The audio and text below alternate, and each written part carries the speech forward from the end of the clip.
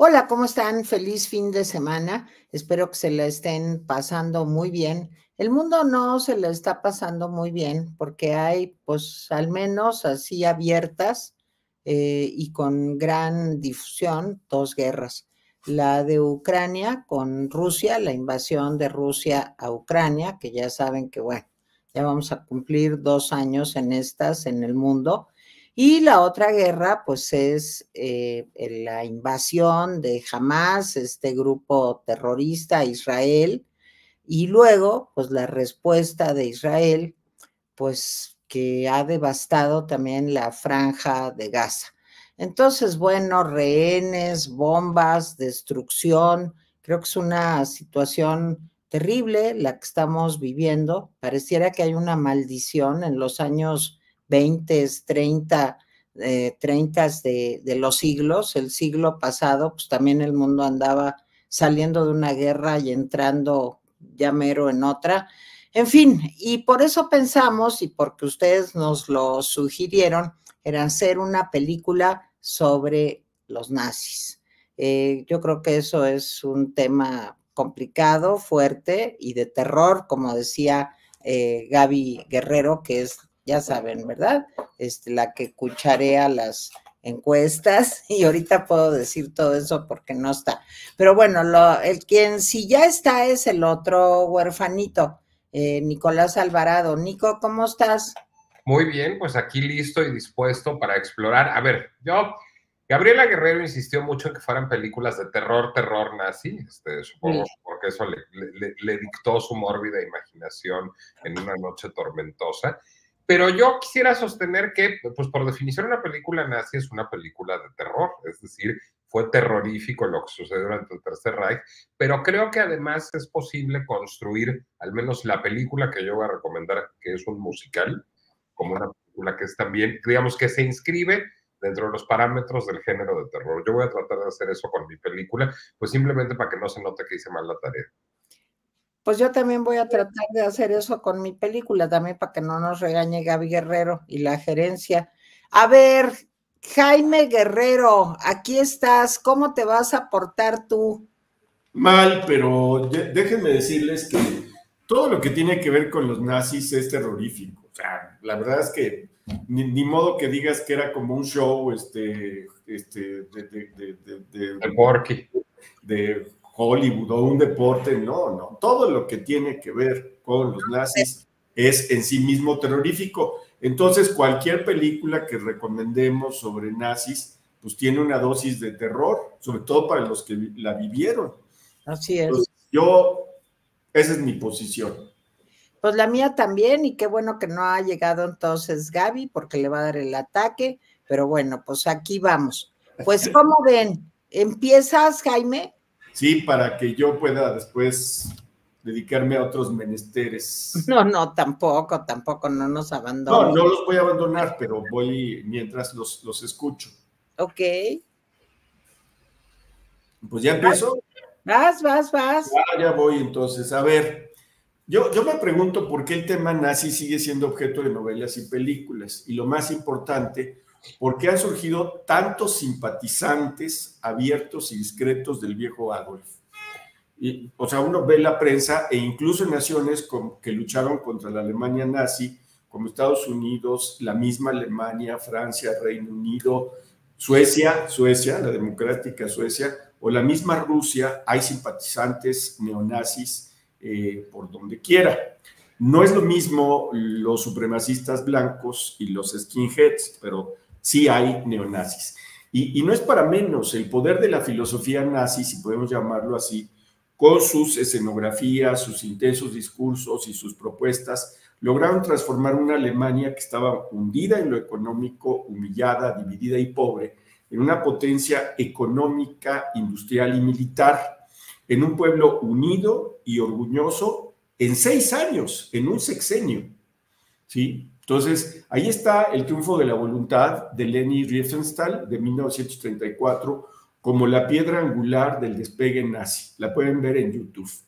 Y el ascenso nazi se volvió imparable y podemos verlo en cintas como Cabaret, de la que va a hablar Nicolás, o El huevo de la serpiente, que pueden verla en YouTube, de Ingmar Bergman de 1977, con David Carradine, sí, era el Kung Fu, David Carradine, y una Liv Ullmann. Es una película impresionantemente apabullante y el nombre del huevo de la serpiente le queda perfecto. Y los nazis despertaron admiración, hay que decirlo, antes de la guerra. Hitler tenía simpatizantes en Estados Unidos, Reino Unido, Finlandia, Hungría y hasta en México y Argentina. Yo recuerdo un texto de José Vasconcelos al respecto, digo, para entrar en materia. Pero los soviéticos siempre supieron que la cosa era contra ellos. Y primero trataron de hacer un acuerdo bastante espurio con la Alemania nazi. Hay un dibujo de la Segunda Guerra Mundial donde Hitler, y antes de la guerra, donde Hitler y Stalin se están dando la mano, pero la mano izquierda de Hitler está en la espalda y tiene una bomba que está encendida, y la mano izquierda de Stalin tiene un puñal que está presto para usarse. Eso ejemplificó ese tratado entre la Unión Soviética y Alemania. Y luego, pues no tuvo otro remedio que entrar a la guerra, cosa que le costó pues una economía destruida y 20 millones de personas pues perdidas. Muchos se preguntan si el fracaso de la Unión Soviética se debió precisamente a esto. Pero había quienes decían no a la influencia y a la seducción nazi. En La novicia rebelde, que pueden verla en Disney, el capitán von Trapp y su familia dijeron no vamos por ahí. Es en una cinta de 1965 de Robert Wise con Christopher Plummer y la incomparable e inmortal Julie Andrews. Y en una película con temática similar, pero sin música, hay que decirlo, un hábil Terrence Malick plasma una obra maestra, La vida oculta, está en Star Plus, es de 2019, si no mal recuerdo, la negativa del austriaco católico Franz Hagerstadt, ¿sí? Ahora beato por la Iglesia Católica, es un beato. ¿Sí? En ambas películas, las dos basadas en hechos reales, La novicia rebelde y La vida oculta de veras es una obra maestra que pueden ver en Star Plus. ¿Sí? Los paisajes en ambas películas son parte de la historia. La fuerza de decir no, ¿sí? Cuando todos dicen sí y el precio que se paga. En el caso de la familia Von Trapp, pues significó dejar todo atrás, y en el caso de Franz Hagerstadt significó pues dejar la vida. De veras es una excelente película. Y ahora se sabe que los horrores del nazismo eran conocidos por los buenos ciudadanos alemanes. Durante mucho tiempo se dijo que no, y por los gobiernos aliados. Pero bueno, pues eran un mal menor porque había una vena antisemita y antisoviética en los países que después fueron aliados. Los horrores desde dentro, en el diario de Ana Frank, que pueden ver en YouTube, de 1959, o Escape de Sobibor, de 1987, también en YouTube. También las dos películas basadas en hechos reales. La primera, el diario de Ana Frank, dirigida por George Stevens, con Millie Perkins y una Shelley Winters, que está de veras muy bien en la cinta. Vean todas las trampas que está haciendo Jaime Guerrero. Va a durar 2 horas del programa. Sí, se llama Filmografías Nazis, la recomendación de Jaime. Bueno, después de este sabotaje sigo. La segunda película, Escape de Sobibor, fue dirigida por Jack Gold, con Rutger Hauer y el recientemente desaparecido Alan Arkin, en unas actuaciones soberbias, en una cinta de la que no se habla casi nada, pero es una cinta que deben ver, está en YouTube, ¿sí? Y ahí se plantea una idea muy, muy buena. La idea es, o nos escapamos todos de Sobibor, o no se escapa nadie. Y se escapan todos en uno de los mayores fracasos nazis durante la Segunda Guerra Mundial. Terminada la guerra, pues viene a escribirse la historia. El juicio de Nuremberg, que no me detengo mucho porque de ese va a hablar Teresa, ¿sí? Y va a decir con quién es y con quién no. Pero también pueden ver el juicio de Adolf Eichmann, está en YouTube, y de paso pues pueden ver el video de Hannah Arendt, también en YouTube, sobre el caso. Y el cine regresa constantemente al tema. ¿Ha muerto el nazismo? Pues no. Ahí está el nazismo vivito y coleando, desgraciadamente. Y en cintas como Marathon Man, que pueden ver en Prime por 50 pesos, de 1976, dirigida por John Schlesinger, con Dustin Hoffman y Laurence Olivier. Es decir, Laurence Olivier pues, tuvo una nominación al Oscar. Por la nominación la hacía de, pues creo que del doctor Mengele o de alguien parecido. Y después pueden ver Los Niños de Brasil. Es una cinta de 1978 basada en una novela de Ira Levin, dirigida por Frank Schaffner con Gregory Peck y Laurence Olivier. Aquí Laurence Olivier hace el papel, si no recuerdo mal, de Simon Wiesenthal, que es un cazador de nazis que lo atrapa, que se va a buscarlo en todas partes a los nazis.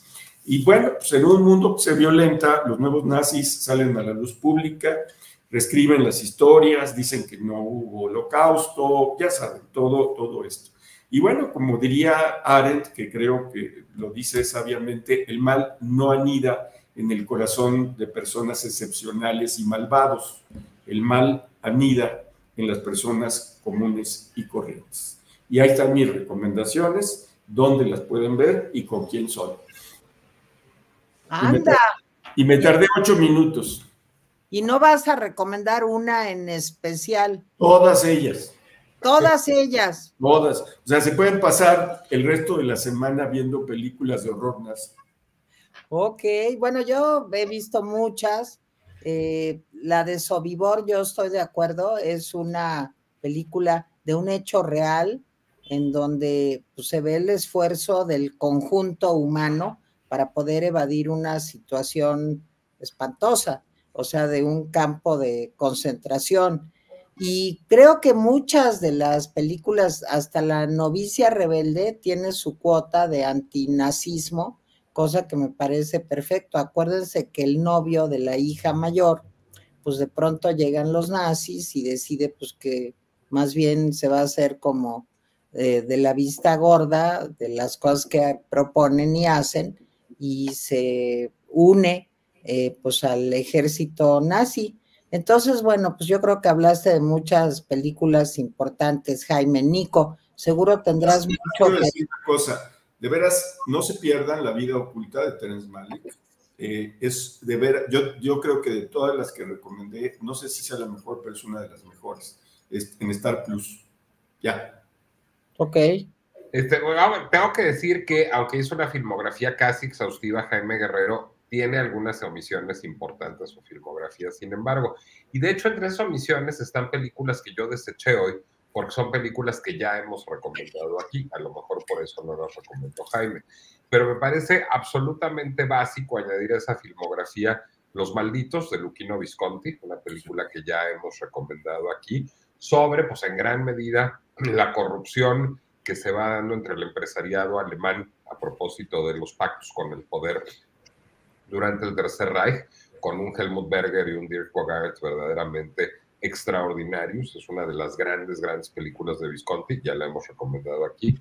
El portero de noche de Liliana Cavani, que también ya la hemos recomendado aquí. De hecho, son muy cercanas a mi película, a Cabaret. Yo creo que Cabaret sería impensable sin la influencia de el Visconti, el portero de Los Malditos y la Liliana Cavani del portero de noche. Bueno, pues la historia de un reencuentro, digamos, emocional, diría más que sentimental y sexual, entre quien hubiera sido un oficial nazi y quien hubiera sido una víctima de campo de concentración y vivieron un romance importante. Hilda de Charles Vidor es una película también importante con Rita Hayworth, Glenn Ford y George McReady sobre el exilio de los nazis a Argentina y sobre cómo, pues, digamos, esta leyenda de que los nazis pervivían en la Argentina de Perón pues era bastante cierta y fuera muy osado que en plena guerra, 1945, Charles Vidor y la Columbia se lanzaran a hacer una película que retrata esto de manera tan precisa. A Foreign Affair, de Billy Wilder, con Marlene Dietrich y Jean Arthur, una película sobre la inmediata posguerra, en donde Marlene Dietrich es la única nazi encantadora y deliciosa de la historia del cine, que es también extraordinaria película. Y Bastardo sin Gloria, de Quentin Tarantino, que también ya hemos recomendado aquí, que es en gran medida un homenaje a las películas de Nazi Exploitation, es decir, a las películas que toman la premisa nazi para hacer un cine estridente de explotación y muy, digamos, peculiar en los años 60, 70, de las que seguramente va a hablar Gabriela Guerrero. Entonces, bueno, más allá de vulnerar a Jaime, pues sí fue un gran ejercicio hacer la filmografía. Ah, bueno, y otra más, Notorious, de Alfred Hitchcock, por supuesto, en donde los nazis están ocultando uranio también es una película que se atrevió a hablar pues de lo que estaba pasando con la bomba atómica mientras sucedía en la cava de Claude Rains, que es un nazi malvado con el que está casado Ingrid Bergman, que sin embargo lo combate junto con Cary Grant. Bueno, yo digo que también te faltó, Jaime, la lista de Schindler. No, sí, me faltaban muchas. Déjenme decirles que incluso la saga de películas de Indiana Jones, donde la presencia nazi es algo, no, pues digo, tuve que eliminar muchas porque me iba a tardar todo el programa, entonces como la gerencia me llama la atención, dije, me tengo que tardar menos de 10 minutos. Y sí, hay muchas películas que ya hemos recomendado, que son obras de arte, pero también muchas de estas que estamos viendo son películas muy llamativas. Marathon Man es una película muy entretenida. Peliculón. Muy entretenida. O, por ejemplo, Los Niños de Brasil es una película muy imaginativa de Ira Levin, pero pues ahí está también el tema. En fin, y luego todas las de neonazis, pues son muchísimas. ¿Y tú estás en un bosque de Bavaria o dónde estás, Jaime? Estoy refugiado porque me acabo de escapar de Sobibor. Okay. Estoy en un bosque que está atrás de Sobibor. Sobibor es una película seductora. Todo lo triste que es el diario de Ana Frank es esperanzador. La película Sobibor es esperanzadora. En fin, bueno, ya terminé. Sí, de veras podríamos hacer programas y programas de películas pues con relación a este tema tan terrible. Bueno, también dejé no traté El Jardín de los Fichi-Contini, por ejemplo, claro, que es una película con Helmut Berger, y se me fue el nombre de ella. ¿No es Charlotte Rampling? ¿Cómo? ¿No es Charlotte Rampling? No, ¿verdad? No es Charlotte. ¿Y no es Marisa Berenson? No. Ahorita les voy a decir. Bueno, pero ahorita lo averiguamos. Qué memoria, ¿eh? Qué memoria. Sí, es bueno. Dominique Sanda. ¿Quién es? ¿No es Dominique Sanda? A ver, ahorita vemos, estoy buscando. Lo que pasa es que me tardo. Ya lo encontré. Es Dominique Sanda, tiene toda la razón. Yo ni me acuerdo de Dominique Sanda. Era una rubia así medio guapa. Ajá, muy guapa. Es la actriz del Conformista de Bertolucci, sí, del Novecento. Y Helmut Berger estaba, como dices tú, Nicolás, en sus natas. O sea, Helmut Berger era considerado el hombre más guapo del mundo, ¿no? Híjole, a mí nunca se me hizo eso, pero pues sí, supongo que era guapo. Es sí. Que tú estás, como dice la canción de Oscar Chávez, fuera del mundo. Fuera del mundo, ya ven que ahí me gusta Woody Allen. Entonces, bueno, oigan, pues miren, para que queden los huerfanitos al final, pues si quieren yo les cuento.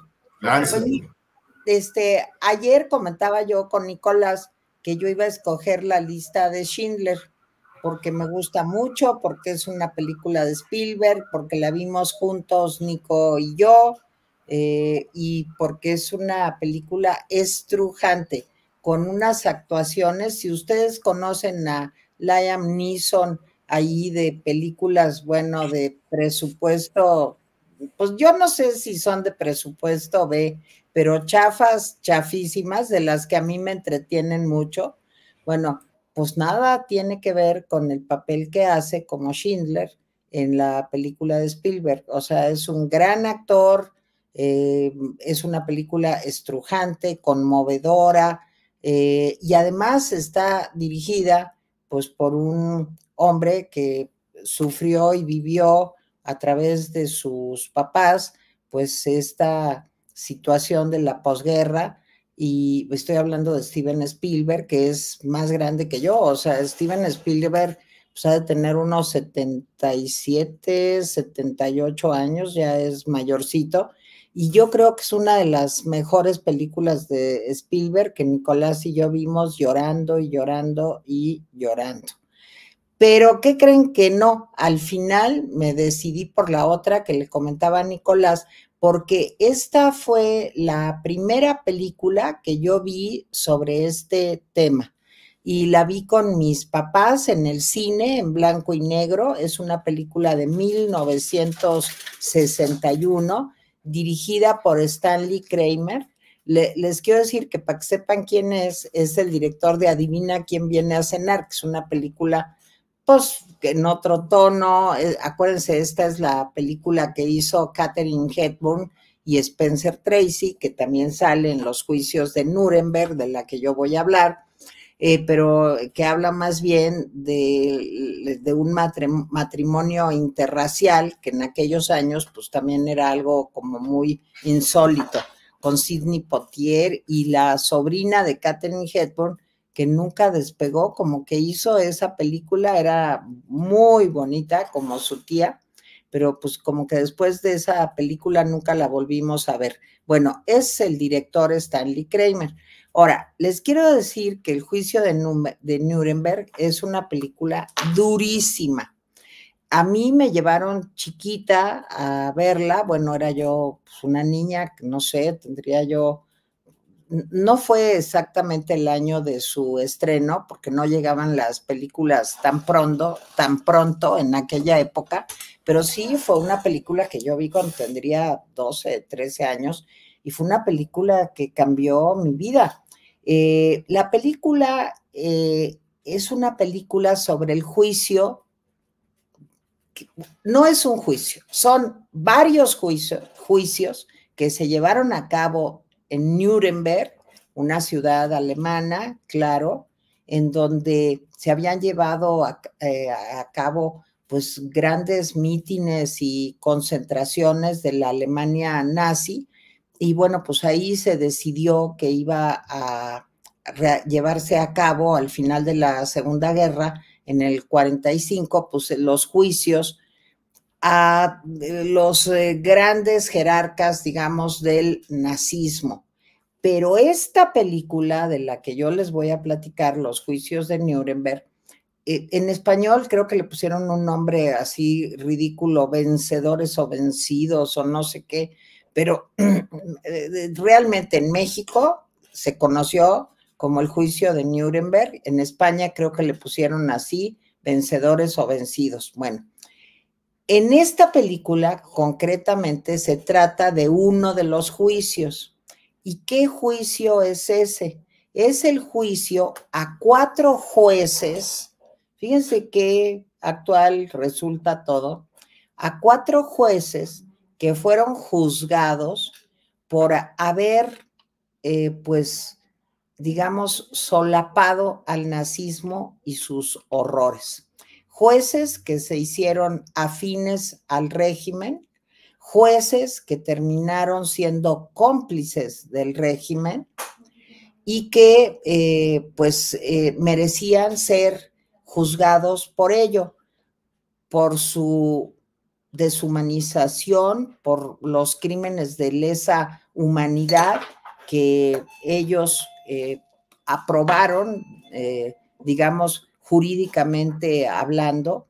Y la película resulta una colección de situaciones límite, de situaciones espantosas que se van narrando a través de la vida, de los actos del juicio a estos jueces. Y yo creo que esta película de 1961 es la primera película en donde se ve cómo pues hasta la gente más sencilla, el panadero, el carnicero y también los jueces y los ilustrados, la clase ilustrada, pues terminó siendo cómplice de los nazis. Entonces creo que vale mucho la pena que veamos las actuaciones. Ahorita les digo el reparto. Está nada menos que Spencer Tracy, que es el mero juez de los aliados, que es el que es como el juez, como hagan de cuenta, de una corte ad hoc, de una corte especial que se instala para juzgar a estos 4 jueces alemanes. En el papel de los jueces alemanes, pues, ¿qué les puedo decir? El señor que me cae mal, pero que es muy buen actor, Burt Lancaster.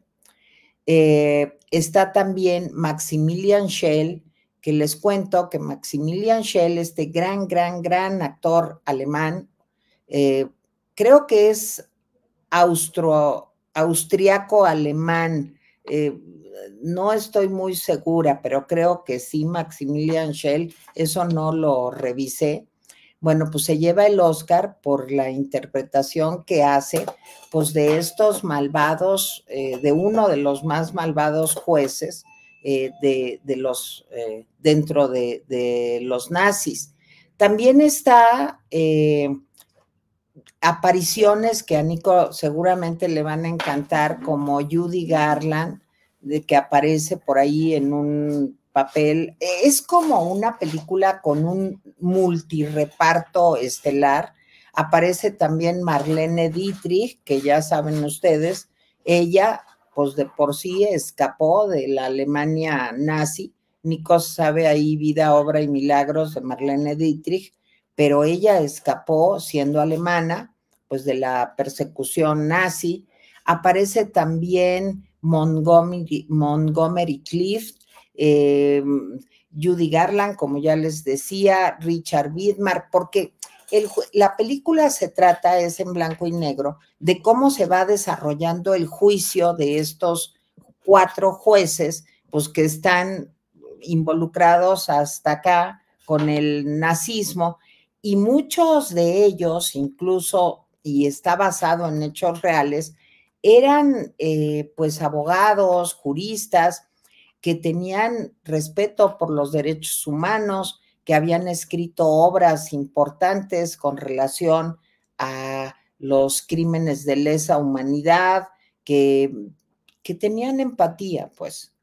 Y un poco la película te va mostrando cómo pues se van envileciendo y cómo independientemente de la capacidad intelectual de muchos de ellos, pues es tal la presión que ejerce el nazismo justamente por despertar ese nacionalismo y ese, digamos, ese sentimiento de superioridad, pues que ellos van cediendo y cediendo. Digo, qué feo que yo diga esto ahorita en este momento, pero fíjense cómo, pues, digamos que los abogados, los jueces, el Poder Judicial en general, forman una parte muy importante, pues, para que en un país haya un régimen que respete, ya no hablemos de democracia, un régimen que al menos respete los derechos humanos. Y la película va contando a través del juicio de cada uno de ellos, pues historias, van testigos que cuentan su experiencia, cómo vivieron ellos esos juicios a los que los alemanes pues sufrían cuando los jueces eran nazis. Hay un juicio muy espantoso de un chavo, de un joven judío, que por ejemplo uno de los jueces lo condena a muerte, pues porque anduvo con una aria. Y entonces tener una relación con una mujer aria, pues era algo que merecía la muerte. Bueno, y la cantidad de crímenes, de juicios sumarios, de asesinatos en masa, pues que se dan bajo el cobijo de esta supuesta legalidad de los nazis. Entonces, bueno, yo creo que la película es la primera vez, o a lo mejor soy yo, porque pues era yo chiquita en aquellos años, que muestra cómo para que una dictadura o un fascismo o un totalitarismo crezca y pegue, requiere necesariamente de la empatía y colaboración de los ciudadanos. Y que si no, no se da. Si los ciudadanos están dispuestos a ser siervos de ese tipo de gobiernos, entonces, pues todo es posible. Si esto no hubiera contado el nazismo con la complicidad de la ciudadanía alemana, que por cierto era una de las más ilustradas de Europa, pues nada de esto hubiera pasado. El guión recibió también un Oscar, fue una película multinominada a cualquier cantidad de premios. Además, la película, pues no crean que se va nomás a la superficie, sino que también presenta, pues, cómo todo mundo colaboró, digamos, a mí eso es lo que más me impactó para que pudiera pasar esto. Y aprovecha la película para mostrarnos escenas de campos de concentración, de Auschwitz, de la masacre de miles y miles de judíos, gitanos, discapacitados. Toca también la película el tema de los discapacitados. Y en fin, yo creo que es una película no estrujante, es durísima. Me pareció me parece una de las películas más duras que he visto en toda mi vida, pero que también me cambió la forma de entender al mundo. Yo creo que es una de las películas que más influencia ha tenido en mi vida y a lo mejor tuvo mucho que ver en esto, pues que me enseñaron mis papás con esta película, como qué tan importante era el respeto a los derechos humanos. Entonces, se las comparto, la pueden ver en Google. Me salió que en Google, a ver, ustedes, Nico y Gaby, han de saber cómo se ve en Google una película, yo no lo sé bien. Según yo, en Google es como en YouTube. O sea, la puedes rentar desde YouTube y la puedes rentar desde Google Play. Ah, en Google Play, sí. Yo nunca he visto una película ahí. Pero a mí me sale más bien en Amazon Prime, ¿eh? Ah, mira, sí, no sabía. Con 50 pesos ya la puedes ver en Amazon Prime, sí. A mí me salió cuando la busqué que la podías ver en Google Play, pero qué buena noticia que esté en Amazon Prime. Bueno, se llama Los Juicios de Nuremberg, no se la pierdan, es una película muy dura, sí se necesita un estado de ánimo fuerte, pero creo que es muy importante que en estos momentos veamos cómo la complicidad de una sociedad servil y la complicidad también de las capas más ilustradas de una sociedad con un régimen autoritario dan como resultado masacres como las de la Segunda Guerra Mundial. Y ya. Bueno, pues ya llegó Gaby, ¿verdad? Gaby. Ya llegó Callejear, aparentemente. Y yo pensé que iba a venir vestida de Ilsa She-Wolf de la SS, pero no. No, porque me cancelan. ¿Qué tal que me cancelan en este momento? No sé qué pasa con el maldito StreamYard de mi padre, que algo le hizo, y estoy intentando poner el nombre, y pongo Gaby, y me lo traduce. Explíquenme cómo tradujo Gaby a Callejear. Y entonces decía mi nombre, Callejear. Algo sabe el StreamYard, hija, algo sabe. Y aquí estoy como mensa los últimos 10 minutos. ¿Cómo le cambió el nombre? Pues sí. A ver, yo quiero decir algo sobre... Yo también, para adelante, Jaime. Yo quiero decir algo sobre la película. Una película que se me olvidó también, esa sí se me olvidó, y es una película maravillosa que yo vi por casualidad, que se llama Rosenstrasse, que es la calle de las Rusas, de Marguerite von Trotta. Uf, qué película, que te habla sobre la vida cotidiana en la Alemania nazi, ¿sí? Porque hay que acordarse una cosa que es importantísima. En los países de lo que se conoce como Europa Oriental, los judíos no estaban plenamente integrados, había pues, muchas nacionalidades, pero en Alemania los judíos eran alemanes primero y luego judíos, como en Francia, como en Holanda, como en muchos otros lugares.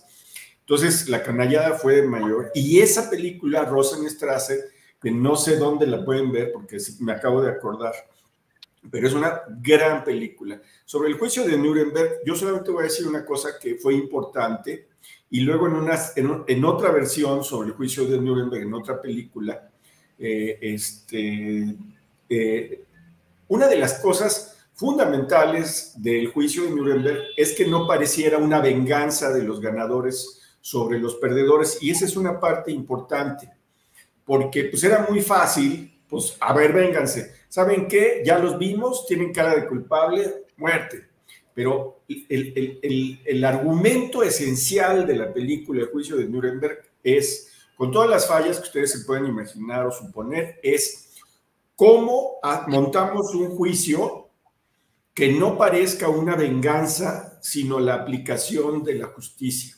Es una cosa demencial. Yo no sé si lo lograron, pero sí, esa fue la idea inicial del juicio de Nuremberg, es decir, no montemos una venganza, que ellos tengan la capacidad de explicarse, etc. Y precisamente en el juicio de Eichmann en Israel, ahí con Hannah Arendt de testigo, ahí el asunto es que en este juicio se está tratando de decir que este hombre pues, es un tipo malévolo, que no, dice Arendt, no, pero en fin, yo es todo lo que tengo que decir. Yo nomás ahí quiero decir algo. Hay una serie de televisión, una miniserie que se llamó Nuremberg, o Nuremberg, como se dice correctamente, con Alec Baldwin, en donde ahí salen más partes del juicio, porque aquí nomás es el juicio a los jueces, pero hay una serie, creo que son 4 capítulos, una miniserie, con grandes actores también, me acuerdo ahorita de Alec Baldwin, en donde se habla de esto, y creo que lo que dice Jaime es muy pertinente en este sentido. Se podría pensar que todos los colaboradores de Hitler fueron condenados a muerte, y no es cierto, no todos fueron condenados a muerte. Speer, por ejemplo, el arquitecto, el creador, junto con Goebbels, de esas grandes escenografías monumentales, y yo sé que es un tema que a Nico le gusta muchísimo y a mi marido también le gustaba mucho. Bueno, pues fíjense que él vivió no sé cuántos años en Spandau, en una cárcel, porque no lo condenaron a muerte. También, si no recuerdo mal, a Himmler, otro de los malos malísimos, tampoco lo condenaron a muerte, y él terminó suicidándose cuando tenía 90 y pico de años. No todos fueron condenados a muerte. Ni la más relevante para estos efectos, que es Leni Riefenstahl. Leni Riefenstahl fue en los procesos de Nuremberg, fue denazificada, la gran directora de cine nazi, y tuvo una larga vida, filmó poco, se volvió una mujer muy perseguida por los fantasmas de su pasado. Sin embargo, con esta estética hierática del nazismo, hizo una larga serie de fotos sobre los Nuba, esta tribu africana, en los años 80, 70 y 80, que están recogidas en muy hermosos libros que están publicados por Taschen, que se llama tal cual Los Nuba, su proyecto. Además de que pudo terminar Tifland, una película que quedó trunca, en donde había hecho uso, pues digamos, explotador y lesivo de los derechos humanos de gitanos, sobre todo de campos de concentración, y que había quedado trunca justamente cuando terminó la Segunda Guerra Mundial. Así que la gran cineasta nazi, la autora del Triunfo de la Voluntad, de la que habló Jaime, pues también murió muy anciana y trabajando, haciendo fotografías de los Nuba. Bueno, sí, yo quería decir cosas. Ah, no, perdón, sí, Didi. Nomás si me das chance. Otros claro que escaparon fueron Eichmann, Mengele, por ejemplo, que esos, pues ni a juicio llegaron, esos se pelaron. O los que de plano, pues se suicidaron, como Goebbels, que se suicidó en el búnker con su mujer y sus 6 hijos. Y ya, con eso. Mengele, por cierto, Tere lo sabrá porque vive en esos lados ocultos de YouTube como yo, que se supone que lo acusaron de tener tribus ocultas de gemelos rubios en Brasil y en Argentina y en Uruguay, y que hasta hay una foto de él parado con una tribu que creo que es una tribu indígena, no me crean, no me citen porque no lo sé, de los gemelos rubios, y que dijeron, sí, fue un experimento genético, pero aquí sí tuvo éxito, y Mengele se volvió, bueno, yo creo que uno de los mitos del internet más grandes del mundo, que hasta hay gente que dice que sigue vivo, porque esa gente yo creo que no sabe contar, pero dicen que sigue vivo.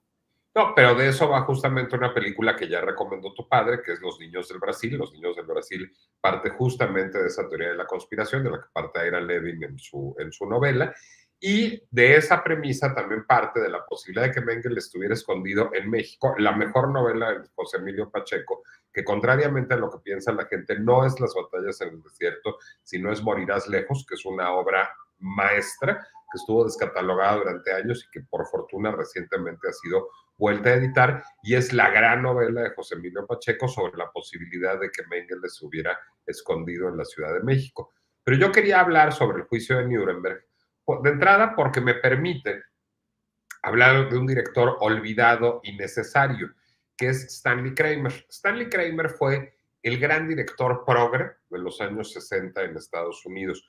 No solo es el director de Adivina quién viene a cenar, que es una de sus pocas comedias, sino es el director también de Heredarás el viento, una película que ya hemos recomendado aquí, que es una película sobre el juicio Scopes, es decir, sobre el creacionismo y el combate a la teoría de la evolución en los Estados Unidos, y es también el autor de otra película muy importante, menos recordada, que es On the Beach, en la playa, con Gregory Peck, Ava Gardner y Fred Astaire y Anthony Perkins, que es una película sobre el holocausto nuclear. Aunque esté Fred Astaire en ese elenco y Ava Gardner, no crean que es una película glamorosa ni una película de baile, sino es una película, es de hecho la primera actuación dramática puramente de Fred Astaire, y es una extraordinaria película muy dura sobre el holocausto nuclear. Entonces, ay, ¿cómo se llama otra vez? Beach, está en Apple TV. Ah, la voy a ver. Es buenísima. Bueno, esa va a llegar el fin del mundo en Australia, y los personajes principales son Gregory Peck, Anthony Perkins, Fred Astaire y Ava Gardner. Bueno, desde el 59, justamente cuando pues, el mundo estaba aterrado por la amenaza nuclear inherente a la Guerra Fría. Ahora bien, en este sentido, pues a Kramer le preocupaba muchísimo retratar, digamos, el problema moral de la denazificación, es decir, el problema moral de juzgar los crímenes de guerra más odiosos, pero también la posibilidad de la inocencia o de la ignorancia dentro de esos criminales de guerra. Juicio de Nuremberg no es una película extraordinaria, pero es una película, diría yo, que busca retratar muy bien el problema moral a través de ciertos personajes. Creo que busca retratar el horror de ser víctima del Tercer Reich a través del personaje de Judy Garland, que es una ama de casa que ni siquiera es judía y que sin deberla ni temerla termina siendo una víctima del horror nazi absolutamente terrorífica. Y creo que retrata muy bien el problema moral de juzgar a la sociedad alemana, porque realmente es la sociedad alemana en su conjunto la que está en juicio, en la relación de los personajes de Spencer Tracy y Marlene Dietrich. Hay que decir una cosa importante. Juicio de Nuremberg fue primero una película para televisión no dirigida por Stanley Kramer, sino escrita por Avi Mann. Avi Mann fue uno de los grandes guionistas de temas sociales, digamos, que llevó los temas sociales a la televisión en los años 50 y 60, es el guionista de Marty también, por ejemplo. Pero el juicio de Nuremberg también es de ese guionista. Por eso, cuando Stanley Kramer le pide a Avi Mann que adapte su propia teledrama al cine, digamos, juntos inventan el personaje de Marlene Dietrich, que no es un personaje que tenga un fundamento histórico, y que es el personaje que representa a la Alemania que se decía ignorante. Y lo que decía Stanley Kramer es que solo Marlene Dietrich, con todas sus credenciales antinazis, Marlene Dietrich estuvo en el frente entreteniendo a las tropas estadounidenses y francesas y británicas, podía encarnar ese papel que era un papel imposible, porque es el papel de una aristócrata prusiana que vivió todo el tiempo en Berlín y que dice no haberse enterado de nada, ser la esposa y la hija de generales del ejército prusiano y pues haber simplemente hecho su trabajo, cumplido con su deber como una hija de un régimen militar. Y entonces un poco lo que hace Kramer a través de ese personaje es cuestionar qué tanto ignoraban y qué tanto no, y qué tanto son culpables y qué tanto no la sociedad alemana en su conjunto. Y finalmente Marlene Dietrich está ahí también para representar esa Alemania de Beethoven y de Mozart y de Heine y de Mann, esa Alemania y de Nietzsche y de Schopenhauer y de Kant, esa Alemania que alcanzó las grandes luces de la filosofía y del arte y que sin embargo pudo permitir ese horror. Y es muy bonito a lo largo de la película cómo hay como en paralelo, cada vez que nos saca de los tribunales, vemos, sobre todo seguimos a los personajes de Spencer Tracy y Marlene Dietrich, ya bastante mayores ambos, que parecieran estar viviendo un romance otoñal, pero este juez americano, que es como la encarnación de la ley a la gringa, parece sentirse también como muy culpable, como moralmente muy ambiguo, digamos, de la posibilidad de pues estar sucumbiendo a los encantos de quien finalmente fue una nazi o una colaboracionista y estar muy dudoso de si creerle la inocencia o no. Y todo esto es muy sutil porque nunca hay ni un beso, nunca no hay nada. Van a pasear al panteón, ella le quiere mostrar la tumba de su marido, pasan por la tumba de Hitler, van a un concierto, hablan de música, hablan de literatura, hablan de filosofía, pero, digamos, el drama de cómo volver a confiar en Alemania está expresado ahí. Y creo que ahí no solo Kramer es sutilísimo como director, sino que las actuaciones de Spencer Tracy y de Marlene Dietrich son magistrales. Lo mismo Burt Lancaster, Maximilian Schell, Montgomery Clift, Judy Garland, todos están extraordinarios. Algún crítico cinematográfico, creo que el New York Times dijo que era un drama multiestelar de campo de concentración con víctimas invitadas. Pero también es cierto que hubiera sido muy difícil hacer esa película de otra manera. Fue solo el poder estelar, la capacidad de convocatoria estelar de todos estos grandes actores lo que permitió levantar el financiamiento para la película. Película que, por cierto, tuvo su premier en Alemania, en Nuremberg, y no se volvió a exhibir en Alemania en 30 años. Es decir, fue tal el efecto y tal, pues digamos, lo mal que se sintió el público alemán con esto, que la película no fue distribuida en Alemania hasta los años 90. Creo que es un hito histórico y una película importantísima. Y si quieres, es una película de terror moral, es decir, no es una película tremendista ni estridente en ningún lugar, pero es una película que sí, en la que sí, digamos, da mucho miedo de lo que somos capaces los seres humanos. Sí. Fíjate que yo solamente recuerdo esa sensación, he vivido yo creo 2 veces, cuando vi el juicio de Nuremberg y cuando vi Apocalipsis Now. Yo creo que esas 2 películas sí me afectaron así de quedarme días como en parálisis. Jaime. Nomás hablar de un detalle que menciona Nicolás que es importante. ¿Cómo volver a tener confianza en países como Japón y Alemania? Eso fue un debate que tuvieron en los países aliados. Por eso, en principio, se reparte en Berlín. Había la decisión, sobre todo de soviéticos y norteamericanos, de hacer que toda la industria alemana fuera destruida y convertir a Alemania en un país agrícola. Y en el caso de Japón, también eliminar por completo pues toda posibilidad de que se levantara nuevamente. Y esa parte es importante porque durante años desconfiaron los países aliados, tanto de Alemania como de Japón.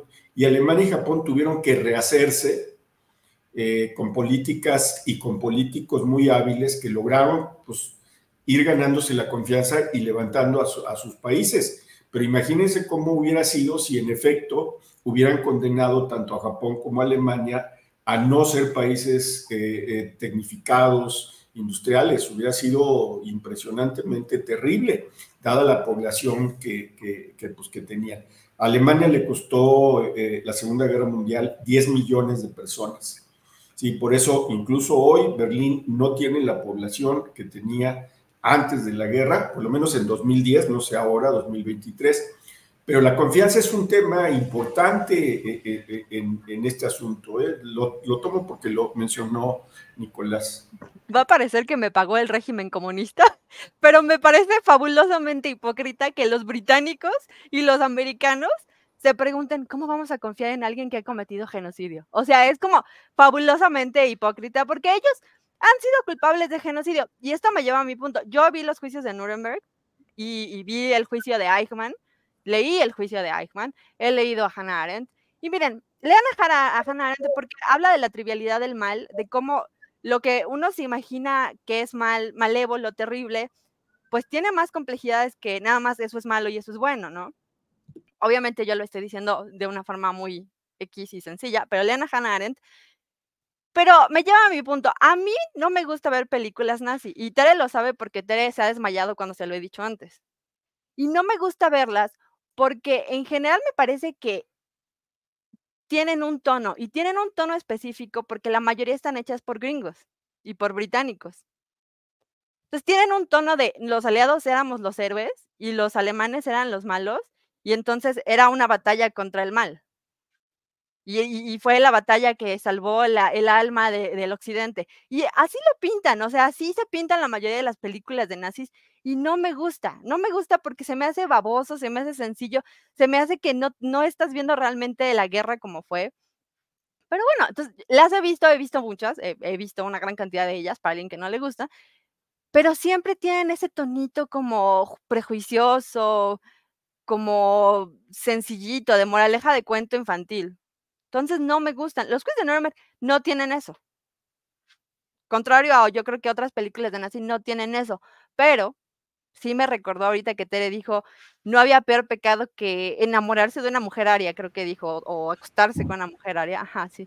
Me recordó ahorita que acabo de leer hace poco una novela de una mujer americana, una escritora americana, que escribe de un hombre nazi, un hombre ario, obviamente nazi, un coronel nazi, que se enamora de una mujer judía, pero no sabe que es judía, porque ella le miente. Y cuando se entera a la mitad del libro que es judía, pues dice, bueno, pues ya estamos encarrerados, pues ya aquí nos quedamos, ¿no? Y yo te voy a ayudar a mentirle a la gente que eres aria. Y el libro fue cancelado y la escritora fue cancelada. A pesar de que es una escritora pues muy prolífica, muy mala, por cierto, muy, muy mala. Es como Corín Tellado, pero con nazis. Ella no es en ácido, sino ella es en nazi. Exacto, ella es en nazi, exacto. Corín Tellado en nazi. Estas novelitas babosas que uno lee en el aeropuerto, así, de esas que tienen como 200 páginas y siempre son un hombre que tiene que ser redimido y una mujer buena y terminan juntos y es una historia de amor. Bueno, pero no importa, o sea, más allá del contenido terrible de la novela, mi punto es que la cancelaron, y no la cancelaron porque fuera una novela terrible, no la cancelaron porque fuera una novela que apoya la violación, que sí la apoya, sino que la cancelaron porque dijeron en Estados Unidos, ¿cómo vas a tener una pareja que sea un nazi enamorado de una mujer judía? O sea, no puede ser eso. ¿Cómo vas a sacar una novela que diga eso? O sea, no puede ser, porque además nunca pasó. Y yo me pregunto, ¿cómo saben los americanos que nunca pasó? O sea, yo no sé que nunca pasó, me imagino que sí pasó, además. Claro. Me imagino que pasó más de una vez, pero la cancelan. Y entonces dice otra gente, oye, pero ¿cómo estás cancelando eso? Y dice, oye, porque si tú haces novelas de nazis que se enamoran de judíos o de gitanos o de cualquier persona que hayan asesinado en los campos de concentración, entonces lo que estás diciendo es que esa gente se merecía lo que les pasó. Y yo dije, bueno, yo no entendí eso de la novela, claramente, ni entiendo que ese sea el punto, pero pues fue cancelada y la sacaron, ahora la puedes leer nada más en Kindle. Les voy a decir, la escritora se apellida Bishop, no me acuerdo cómo se llama, ahorita lo voy a buscar, pues se apellida Bishop. A mí la discusión me parece muy buena, pero ¿no sería mejor tenerla sobre El portero de noche, que es re buena película? Y Justo me recordó mucho al portero de noche, me recordó muchísimo, porque no tiene escenas de sexo. El portero de noche es una película sexual, es una película erótica. Esta novela tiene de sexual lo que, pues, 50 sombras tiene de sexual, ¿no? Es como un sexo extraño y perturbador, pero... O sea, es porno lightsado para señoras de clase media. Exacto, exactamente. Sí, o sea, es como, y la besé y me tocó, ¡ah! Y así termina. Entonces, esa es como toda la escena, pero... No se rían que me da risa. Está bueno eso de 50 sombras de Grey. Es un porno muy menso, pero mi punto no es que sea menso, que la novela sea mala, que sí es menso y es mala, pero ¿por qué hacer eso? O sea, ¿por qué sacar 50 millones de películas de nazis? O sea, en serio, ya llegamos a un punto hace unos años, y ya se lo he dicho antes a mi papá, donde hemos gastado más haciendo películas de nazis de lo que gastamos en la guerra. O sea, hemos pasado más tiempo haciendo ficción y pensando en la guerra que de lo que de hecho gastamos estando en la guerra, ¿no? Y entonces la gente lo sigue diciendo, y lo que me molesta es que la mayoría de la ficción estadounidense y británica tienen eso, en donde te dicen malos, buenos, y ese es el final de la historia. Y entonces luego llega Alemania y pasan cosas en donde dice Alemania no puede tener una opinión acerca de Israel, y dices, oye, no es posible. Pero además, llegando al punto de que Tere dijo, no los pusieron a todos en juicio, yo creo que ni siquiera pusieron a la mayoría en juicio, porque muchos americanos se llevaron a los científicos nazis a Estados Unidos a hacer pues ciencia nuclear y hacer física y pues nadie nunca se enteró, ¿no? O sea, cuando la gente preguntaba, oye, pero pues este era un coronel general nazi, ¿qué onda? Pues sí, pero también es un físico extraordinario, entonces pues ni modo que lo ejecutemos, pues ¿cómo vamos a perder esa inteligencia, no? La necesitamos acá. Como Von Braun. Exacto. Como Von Braun. Y eso me perturba mucho, pero pues ahí está, ¿no? Me parece hipócrita. A ver, Nico, o Jaime, ¿quién quería hablar? Nico. Adelante, Nico. No, es que yo más bien ya quería participar porque voy a tener que retirar en 20 minutos porque ando aquí en la Feria Internacional del Libro de Guadalajara. No, pero adelante, voy a hacer algo que aportar esto adelante. Yo rápido, totalmente de acuerdo con Gabriela sobre los excesos de los americanos y británicos. Dos películas que no recomendé a propósito, La vida es bella, que se me hace una película horrible, la verdad, malísima, mala, o sea, en fin, yo cuando la vi dije, no puede ser. Y cuando recibió el Oscar este hombre, que se me olvidó el nombre afortunadamente, Antonio Benigni, ¿no? Benigni. Roberto Benigni. Eso de subirse a los asientos, o sea, todo ese numerito me pareció fuera de tono. La otra película que tampoco me convenció fue El pianista. Aunque tiene escenas que valen la pena, no me convenció. Una cosa que es tal vez la historia de amor entre un oficial nazi y una judía más famosa es la de Franz Wunsch y Elena Citronova, no me acuerdo, que era judía. Él estaba obligado a denunciarla y en lugar de denunciarla, la protegió a ella y a su hermana y la salvó de ir a la cámara de gas. Él estaba enamorado de ella, ella cantaba, según él, maravillosamente. Es un caso muy sonado porque cuando termina la guerra, ellas estaban a salvo. Los hijos de la hermana de Elena no, ellos sí fueron exterminados, no los pudo salvar Wunsch, pero a ellas dos sí, y cuando termina la guerra y juzgan a este hombre y lo están a punto de condenar a muerte, ellas dos se aparecen y dicen, no, él hizo esto, y eso lo salva, no de la cárcel, pero sí de la condena a muerte. Y adelante. Bueno, pues órale, Nico, vas.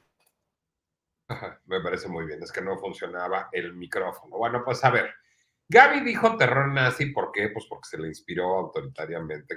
Me lo mandaron, pero quiero que sepan que ninguno de ustedes ha seguido la regla, porque están confundiendo el terror que causaron los nazis con terror nazi como los nazis en la luna. Yo voy a seguir la regla. Yo en realidad hubiera querido recomendar Ilsa She-Wolf of the SS, porque es una película que hubiera molestado profundamente a Gaby. Es la historia de una dominatrix nazi, muy guapa, en un campo de concentración que les hace toda suerte de humillaciones y vejaciones sexuales a todo el mundo del campo de concentración y forma parte de un ciclo de películas de Nazi-exploitation de los años 70. Solo tengo un pequeño problema para recomendar Ilsa She-Wolf of the SS con todas las ganas que tengo de molestar a Gaby, que no la he visto. Eso sí es un problema para recomendar. Es difícil, ajá. Entonces, pues, en vista de ese pequeño problema que tengo con Ilsa She-Wolf of the SS y de que nunca he visto una película de zombies nazis porque me dan un poco de flojera, decidí, y que ya había yo recomendado películas que podía yo construir como de terror nazi, como Los Malditos o como Bastardos sin Gloria, decidí que iba a recomendar un musical, Cabaret, pero voy a argumentar que Cabaret es una película de terror. De terror dentro de las convenciones del género de terror. Voy a empezar por de dónde viene Cabaret. Bueno, Cabaret viene de las historias de Berlín de Christopher Isherwood. Christopher Isherwood es un extraordinario escritor anglo-estadounidense, británico, pero que pasó la mayor parte de su carrera en los Estados Unidos. es una de las voces más importantes de la literatura gay, y seguramente han visto su película A Single Man, dirigida por Tom Ford, basada en la novela de Isherwood, que es extraordinaria, y digamos, el mundo gay es uno de sus grandes temas, pero no solo, también es otro de sus grandes temas el misticismo y la experimentación con drogas. De hecho, tiene un libro escrito en coautoría con Aldous Huxley, que se llama, si no me equivoco, La escalera de Jacobo. Tiene además muchos libros de memorias y de diarios sobre, pues digamos, el mundo del arte y de la cultura, particularmente en Los Ángeles en los años 40, 50 y 60, en donde él vivió. Y es uno de los grandes escritores para entender la Alemania de Weimar, porque él se fue a vivir a la Alemania de Weimar, es decir, se fue a ir a Alemania en los años 20 y principios de los 30, para entender cómo funcionaba el cine en aquella época. Por ejemplo, hay que leer La Violeta del Prater, que es una novelita muy simpática que tiene Isherwood sobre el cine en aquella época. Pero realmente la obra que lo consagró fueron Las historias de Berlín. Las historias de Berlín son una serie de relatos más o menos autobiográficos que dieron pie a varios productos culturales importantes. Primero a una obra de teatro de John Van Druten que se llama Soy una cámara. Esa obra se estrenó en Broadway en los años 50 y fue muy exitosa. Fue filmada con Julie Harris, yo no he visto la película. Es una adaptación bastante directa, digamos, de una de las historias de Berlín, que es la historia de Sally Bowles, el personaje que es el personaje principal posteriormente de Cabaret. Y a mediados de los años 60, John Kander y Fred Ebb, los músicos que más tarde escribirían Chicago y se convertirían en los músicos de cabecera de Liza Minnelli, trabajarían junto con Harold Prince, un gran director de teatro, y Arthur Lawrence, un gran dramaturgo, el adaptar Soy una cámara, es decir, esta adaptación de las historias de Berlín de Isherwood, a un musical al que decidieron ponerle Cabaret. Y ese musical no se trata exactamente de lo mismo que Cabaret, la película. Comparte ciertos personajes, es decir, comparte al protagonista, Clifford Bradshaw, que es el personaje que en la película hace Michael York y que es un alter ego de Isherwood, comparte a Sally Bowles, la protagonista, pero el resto del contexto es distinto. Es una historia sobre el ascenso del nazismo en la Alemania de finales de los años 20 y principios de los años 30, pero no están los mismos personajes que en la película. La heredera de una tienda departamental judía que encarna Marisa Berenson, Natalia Landauer se llama el personaje, o este pretendiente ario que tiene, que encarna Helmut Grimm en la película, o el varón, el aristócrata nazi, que encarna Helmut Berger en la película de Bob Fosse. Esos personajes no salen en Cabaret. Sale una casera, a la que encarna Lotenenia, sale una prostituta, sale un militar, sale un empleado público. Es otra trama la que tiene el musical de Broadway. Bueno, a la hora en que se decide adaptar Cabaret a la gran pantalla, los estudios, después de darle muchas vueltas, le asignan el proyecto a Bob Fosse. Bob Fosse en aquella época era una leyenda como bailarín, era una leyenda como coreógrafo, pero no lo era como director de cine. Había dirigido una sola película, Sweet Charity, una película que ya hemos recomendado aquí, que es una muy buena película, pero que había sido un fracaso en la taquilla y que había resultado como demasiado experimental, psicodélica y mareante para el Hollywood mainstream de aquellos tiempos. Y Fosse Verdon, la serie sobre Bob Fosse, que también hemos recomendado ya aquí, retrata muy bien el trabajo que le cuesta que le asignen Cabaret. Y lo que creo es que al tomar en sus manos Cabaret, Bob Fosse, que es un director que estaba básicamente obsesionado con la muerte, el gran tema de Bob Fosse a lo largo de toda su filmografía es la muerte, yo diría que la convierte en gran medida en una película de terror, tomando un personaje que fue creado para la obra de teatro, que es el personaje de El maestro de ceremonias. La obra de teatro se inventa un personaje que no está en los textos de Isherwood ni de Van Druten, que es un maestro de ceremonias de un cabaret de mala muerte, que es pues básicamente la encarnación del diablo. Es este hombre muy andrógino, muy maquillado, muy sarcástico, muy tenebroso, que parece como la encarnación del horror nazi en sí mismo, del mal, y que haciendo precisamente números cómicos, o eróticos, o que deberían de suponer un canto a, pues digamos, el Eros, termina siendo la encarnación de la muerte. Es el espíritu de la muerte y de la destrucción y del horror del Tercer Reich, magistralmente personificado por Joel Grey, dicen que en Broadway, y después en Hollywood, en la película, Joel Grey conserva el papel. Y finalmente también se puede construir que Cabaret es en alguna medida, pues como una película de zombies también, es decir, finalmente el personaje de Liza Minnelli, que es una heroína inocente, pues termina siendo, le termina sorbiendo, no me vean así, le termina sorbiendo el seso de alguna manera el mal encarnado en Joel Grey y termina siendo, pues diría yo, casi vampirizada y termina siendo destruida en su propia frivolidad. Lo mismo le pasa al personaje encarnado por Michael York, a Clifford Bradshaw, el alter ego de Christopher Isherwood, porque no crean que este es el único vampiro, el maestro de ceremonias. El otro vampiro, finalmente, es este aristócrata bisexual, malvado como todos los bisexuales a lo largo de la historia del cine, porque había que ser fiel al cliché de los tiempos, encarnado por Helmut Berger, que es este hombre apuestísimo, que tiene una relación de amantes tanto con Liza Minnelli como con Michael York, y que al final lo sacrifica políticamente a ambos por no estar dispuestos a trabajar por la mayor gloria del Tercer Reich.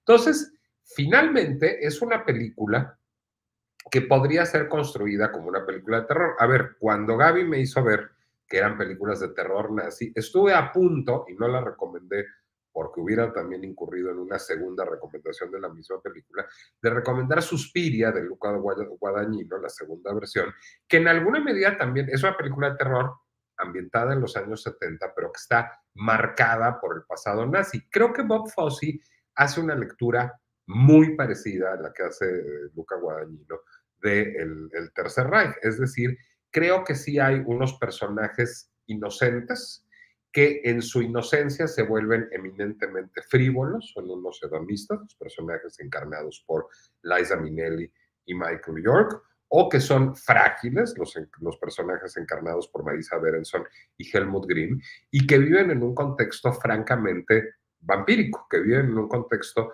vampirizante, en donde estos, pues diría yo, súcubos encarnados por Joel Grey y por Helmut Berger terminan destruyéndolos y destruyendo todo alrededor. Termina haciendo de esto una sociedad de zombies. La premisa es un poco la premisa de las películas de nazi zombies que se pusieron a partir de los años 70. Es decir, ya sé que estoy estirando la liga, ya sé que estoy hilando la metáfora, ya sé que me la estoy jalando tantito, pero bueno, a mí me dijeron que terror nazi y yo dije, yo voy a recomendar Cabaret como si fuera una película de terror nazi. La película se llama Cabaret, es de Bob Fosse con Liza Minnelli, Michael York y Helmut Grimm. Y fíjense que ahora yo que tanto le reprocho a todo mundo que no diga en dónde se ve su película, ahora no tengo el dato de dónde se ve mi película, se ve en Apple TV, Cabaret.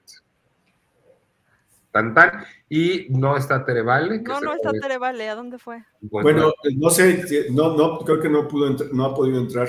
Ahorita no sé, averiguamos, pero pues coméntale, Jaime. Pasó, mira, a ver, sí, Cabaret es una película extraordinaria desde todos los puntos de vista, la historia es muy buena, las actuaciones son espléndidas, y la verdad es que le agradezco a Nicolás este acto de malabarismo para hacer que una película que se convierta en Cabaret, zombies y vampiros. Entonces, la próxima vez que usted vea Cabaret, véala, porque vale la pena. Incluso, yo la he visto 3 veces y les voy a decir que es un privilegio verla, pero la voy a volver a ver, pero con esa óptica de zombies y vampiros. No sé si Gabriela quieras decir algo. Yo no sé qué película vio Nicolás. Yo no sé, ¿alguna vez han visto la película Orgullo y Prejuicio y Zombies? Es una película real, no me la inventé. De veras, claro que existe, es una novela y es una película. Sí. Claro que existe. Y la misma persona que escribió Orgullo y Prejuicio y Zombies escribió Abraham Lincoln, Cazador de Vampiros, que reimagina a Abraham Lincoln como presidente / cazador de vampiros. Son fantásticas. Y yo creo que Nicolás ha de haber leído la tercera parte de esas novelas que se llamó Cabaret, Vampiros y Zombies, porque en este momento se siente un poco como si han visto esos videos de las nutrias que les dan los los cuadritos y los circulitos y les dicen, mételo en la forma que le va, y le pegan porque no es. Como que Nicolás está teniendo el momento nutria, porque no está funcionando. Pero está bien, yo nomás voy a decir que está muy bien.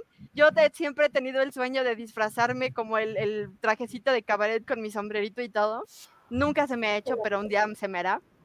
Sí, véanla. ¿Y saben qué? Voy a hacer una recomendación de cabaret. En Netflix hay un documental que se llama El Dorado, todo lo que los nazis odian. Yo lo vi hace como unos meses, y se trata de un antro en Berlín en los 20s y en los 30s, y este antro del Dorado, pues era un antro gay y trans, porque la gente se le olvida mucho porque los nazis pasaron en los 40s, pero en los 20s y los 30s, Berlín era un lugar particularmente, pues, bueno, con la gente de la comunidad LGBT. Tenían un lugar mucho más que en Nueva York o en Londres o en París. Entonces, este antro del Dorado, iban los hombres y se vestían de mujeres, iban las mujeres y se vestían de hombres, había hombres gay bailando, había hombres trans, mujeres trans, y tenían dentro de este antro, pues digamos, la vida que querían tener fuera. Obviamente fuera del antro era ilegal que los hombres se vistieran de mujer, era ilegal que las mujeres se vistieran de hombre, pero en este antro pasaba y las autoridades lo sabían y no hacían nada porque decían, pues es parte de la vida de Berlín. Entonces, básicamente el documental se pregunta qué hubiera pasado si no hubieran venido los nazis, o sea, qué hubiera pasado con la comunidad LGBT en Berlín si no hubieran venido los nazis a volver todo súper conservador y regresarnos a, pues, al primer cuadro, ¿no? Es un buen documental, no dura mucho, deberían verlo. Y Muy ese bien. no es como una nutria. Muy bien. Bueno, pues no sé, Gabriel, se quedó Teresa sin electricidad, dice Nicolás, y no tiene internet, por lo tanto, pues nomás faltas tú, Nicolás, no sé si ya te tengas que Ya retirar. me tengo que ir, por desgracia, porque tengo agenda acá en Phil Guadalajara, pero que sea una de cal por las que va de arena. Como Gaby siempre entra tarde y Desaira el primero que interviene, yo ahora salgo temprano y Desairo la televisión. Muy bien, pues adelante, gracias Nicolás, y adelante Gabriela con tu película. Ok, mi película va a ser muy rápida porque yo también tengo que irme corriendo al INE. Mi película se llama Overlord y yo sí seguí las reglas de terror nazi. Overlord es zombies nazis y Lovecraftiano nazis, y saben que es fantástica. Se puede ver en Amazon, se puede ver en Apple, se puede ver en Movistar, que aparentemente ahora es una cosa en donde puedes rentar películas, y se puede ver en Claro Video. Entonces la pueden rentar a distintos precios. Creo que la más cara es Apple. Básicamente es una reimaginación de yo voy a decir que del Capitán América, y se van a burlar de mí. El Capitán América, la primera película, pues el Capitán América se vuelve el Capitán América porque le da un suero un científico alemán, no un científico nazi, un científico alemán. Pero claro, este científico alemán había trabajado para el régimen nazi y le había dado este serum a alguien más, y este serum había salido mal. Pues ahora imaginen qué hubiera pasado si no hubiera Capitán América y un científico nazi le hubiera dado este serum a muchísima gente y hubiera convertido a la gente en nazis. Llega, es junio de 1944, es el día D, sí, creo que las fechas no me están fallando, pero es el día D.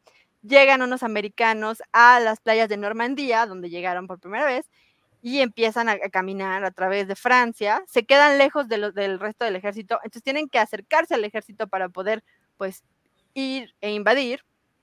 Entonces se quedan ellos, se caen antes porque su avión lo tiran antes, entonces tienen que pasar a través de la campiña francesa para encontrar al resto del ejército, pero obviamente la campiña francesa en 1944 estaba llena de nazis, entonces era estar detrás de las líneas enemigas, se iban por ahí caminando así, y al principio es una película nazi como cualquier otra, tienes a la gente, tienes a los soldados, se están peleando, hay soldados, voy a decir, hay soldados negros y asiáticos, y la película sí lidia con eso. Lástima que no está Teresa aquí para decir que cómo es posible, que qué clase de reimaginación es esta, pero lo voy a hacer por ella porque lo diría. Entonces llegan los soldados, están pasando por la campiña francesa, obviamente empiezan a matarlos, se separan y empiezan a matarlos, uno pisa una bomba, al otro le disparan, y se dicen, pues es que tenemos que llegar aquí y estamos súper lejos, ¿qué vamos a hacer? Se encuentran a una chava francesa y esta chava francesa está aterrorizada, pero decide que los va a ayudar. Ya está Teresa aquí. Veo una Perdonen, estoy en condiciones un poco precarias, pero sí, aquí estoy. Bueno, Ya se tuvo que ir Nicolás y Gabriela está contando su película. Perdonen, se fue la mitad de mi casa a la luz y me quedé sin nada, pero aquí estoy. Adelante, Gabriela. Y estaba yo hablando, Tere, que mi película tiene un escuadrón nazi, un escuadrón americano, de soldados americanos, en donde los americanos que llegaron a la playa de Normandía tienen asiáticos y negros. Y dije que te hubieras muerto porque hubieras dicho que ¿por qué hacen esas cosas? Pues sí. Pero para hacerte feliz, Tere, de hecho lidian con eso en algún momento. Creo que fue Truman, la verdad es que no me apuren con los presidentes americanos, creo que en algún momento Truman firma una orden que permite que los ejércitos tengan gente afroamericana y gente de otras razas, pero me parece que fue en los 50. Esta película lo reimagina como si hubiera pasado en los 40. Entonces sí lo lidian, sí lidian con el asunto, ¿va? Entonces están ellos cruzando por la campiña francesa, se encuentran a esta chava francesa que está aterrorizada y ellos piensan que está aterrorizada porque los nazis están ocupando su pueblo. Y dicen, pues claro, tiene sentido porque pues están los nazis por todos lados. Sí, claro. La chava al principio pretende que no habla inglés, entonces los intenta ayudar, pero pretende que no habla inglés. Y pues ellos empiezan a dar cuenta de que están pasando cosas raras, ¿no? Como que ella tiene miedo, mucho miedo, más miedo del que debería tener. Se esconden en su casa. No les voy a contar exactamente la escena porque es muy, muy impresionante, pero uno de ellos tiene un accidente y otro de ellos se da cuenta de que los nazis, dentro de sus maletitas, traen unas especie de agujas gigantes con una cosa negra adentro, como una especie de lodo negro adentro, y se las inyectan y dicen, pues, ¿qué es esa madre que se están inyectando los nazis? Mira, pues, o sea, este se lo inyectó y se curó de un disparo, pues, que a ver, pues, tráete una de esas y se la metemos a este que le hicieron esto. Ok, va. Y se la ponen a uno de los soldados americanos, el soldado americano se despierta, está bien, está platicando con ellos, está muy feliz porque le salvaron la vida, y de pronto se le voltea la cabecita hacia atrás como el exorcista. Y dicen, ¿qué onda? Espérate, ¿qué está pasando? Está muy extraño. Le empiezan a salir como partecitas extrañas a su cuerpo así. Y te sacan ellos mucho de onda, ¿no? Se dicen, no, pues, ¿qué onda? ¿Qué está pasando? Lo matan, obviamente lo matan porque se asustan. Y le dicen a la chava francesa, oye, ¿qué está pasando aquí? Porque esto no es normal, o sea, esto no es nada más que estén los nazis en tu pueblo y ya, ¿no? ¿Qué está pasando? Y ella les dice, se llevan a la gente y experimentan con ella. Que curiosamente, pues eso era algo que los nazis, claro que hacían, o sea, sí se llevaban a la gente y experimentaban con ella, eso sí era algo que absolutamente sucedía, pero aquí ella está contando y nunca regresan, pero además cuando los regresan están mal, están extraños. Y dicen, no, pues a ver, vamos a ver. Sí, se los llevan a esta cuevita aquí en Francia, va. Y van a la cuevita en Francia y debajo tiene todo un laboratorio nazi, porque por supuesto los nazis ya pusieron todo su super laboratorio. Y se dan cuenta que las cosas empiezan a ponerse progresivamente extrañas. Empiezan a ver que hay una especie de capullos saliendo del techo y que dentro de los capullos hay gente. Y se ve que hay gente porque se ven las manos así tipo alien. Sí, y entonces dicen, bueno, pero ¿qué está pasando? Encuentran un pozo lleno de gente, de cadáveres, pero los cadáveres están todos como extraños, como deformados. Y dicen, aquí pasan cosas muy raras. ¿Qué está pasando? Finalmente se encuentran a uno de los capitanes nazi, un doctor, y le preguntan, pues, ¿qué onda? A ver, ¿qué es lo que está sucediendo?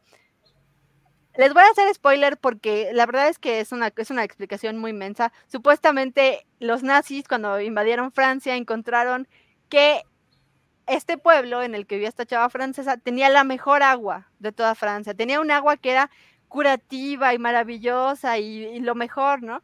Y cuando fueron a buscar pues la fuente del agua, se encontraron que estaba rodeada de una especie de lodito negro y ese lodito negro tenía propiedades pues casi mágicas, tenía propiedades curativas, tenía propiedades pues extrafísicas, extraparanormales, y dijeron, lo vamos a utilizar, vamos a hacer nuestros experimentos con este lodito raro, y empiezan a experimentar, pero obviamente no en los alemanes, sino en los franceses. Se llevan a los pobres del pueblo de Francia y experimentan con ellos. Muchos de ellos mueren horriblemente, pero muchos de ellos sobreviven y se vuelven en una especie de monstruos. Entre los monstruos hay una escena particularmente increíble en donde uno de los soldados americanos está caminando a oscuras en el laboratorio y empieza a escuchar a una mujer que le está diciendo en francés que por favor la ayude. Y le dice, oye, ayúdame, ayúdame, ayúdame. Y lo repite una y otra vez. Él no ve de dónde viene la voz, se empieza a voltear para todos lados y dice, pues, ¿quién me habla? ¿Quién me habla? ¿Dónde estás? Y la voz le dice, estoy detrás de la cortina. Y ya si alguien te dice eso, pues yo la verdad es que no jalaría la cortina, pero bueno, el soldado americano sí jaló la cortina. Y abre la cortina y en una camilla está una cabeza hablando. Ay, Dios Solamente es mío. una cabeza hablando. Y creo que, pues, la verdad es que creo que es una cabeza y una espina dorsal, no es nada más la cabecita, pero ya no tiene cuerpo, ¿no? Pero está viva, está viva. Y It's entonces se alive. queda el otro. Exacto, y se queda muy, muy sacado donde dice, ¡ah! Entonces, obviamente tienen que lidiar con no solamente los nazis como nazis, sino que los nazis zombies, porque cada vez que matan a uno de ellos, pues no se queda muerto. De hecho, el coronel doctor que estaba a cargo de todo este laboratorio ya se puso pues el lodo negro, ya se lo inyectó. Entonces, cada vez que lo agarran a madrazos, no se queda abajo, lo queman, no se muere, lo tiran a un pozo, no se muere. Es como Terminator, pero nazi. Obviamente es una película pues semicómica, no voy a decir que es cómica porque no es su género, es terror cómico, digamos. Es fantástica. ¿Cómo se llama ese engendro, Gaby? Se llama Overlord. Ándale. Y ahora el muchacho chicho de la película se les va a hacer muy familiar porque es igualito a su papá, es el hijo menor de Kurt Russell y Goldie Hawn, es Wyatt Russell. Entonces él es el héroe americano, rubio y maravilloso y que se va y se pelea a golpes con el super zombie y obviamente lo vence, eventualmente lo vence. Oye, ¿dónde se ve esa película? Está en Amazon, está en Apple, está en Movistar, está en Google Play, también creo que está en Google Play. Voy a ponerla aquí a la lista, pero de veras, réntenla porque se la pasa uno también. Se la pasa uno de veras tan bien viendo estos zombies tan raros. Pero además, me gusta que al final se conoce a sí misma porque dicen, ya mataron a los zombies y ahí está el pozo de lodo negro con el agua mágica, ¿no? Y entonces dice uno de ellos, oye, tenemos que decirle a los americanos, al ejército, a nuestros superiores en el ejército, que está este lodo aquí, a lo mejor lo pueden usar para ganar la guerra. A lo mejor nosotros los americanos podemos usarlo para el bien. Y le dice a Wyatt Russell, no lo van a usar para el bien, lo van a usar exactamente para lo que lo usaron los nazis. No, ni madres, esto no se lo decimos a nadie. Y le tira encima una bomba para que se quede ahí. Y la chava francesa eventualmente lo besa. Es una película maravillosa, fantástica, tan mensa, tan fácil de ver, que vale muchísimo la pena. Pero ¿por qué me gusta tanto esta película? Realmente es porque si van hacia las leyendas, mitos urbanos nazis y de la Unión Soviética, pues todo el mundo que ha estado en el lado raro de TikTok y de YouTube sabe que hay historias como el experimento del sueño de los soviéticos, que supuestamente sucedió, ¿no? Pero es una leyenda urbana de qué pasa cuando dejas a 14 personas sin dormir durante un mes. Y aparentemente lo que pasa es que te posee el demonio. Sí, exacto, pero aparentemente lo que te pasa es que te posee el demonio y te comes a ti mismo. O el perro de 2 cabezas, ¿no? O cosas así. O sea, estas leyendas y estos mitos que vienen del miedo que le tenemos realmente a lo que no sabemos, porque siempre escucho, oye, pero los nazis, ¿qué sabían? ¿A qué límites científicos llegaron los nazis? ¿A qué límites científicos llegaron los soviéticos detrás del muro de Berlín? Entonces, es algo que nos da mucho miedo porque creo que tenemos muchas leyendas alrededor y creo que realmente no llegaron tan lejos. O sea, creo que pues llegaron probablemente tan lejos como nosotros, y no es que menos, pero lo escucho mucho. O sea, y de veras, yo que leo creepypastas, yo que estoy mucho en eso de TikTok, estoy mucho en eso de YouTube, leo estas cosas y la gente de veras se pregunta, oye, pero ¿cómo no sabemos que los nazis realmente lograron hacer un serum que revive a los muertos? Y esa es una pregunta que me encontré en TikTok hace poco y era una pregunta real. Yo decía, pues ¿cómo no sabemos? Pues perdieron la guerra, así sabemos.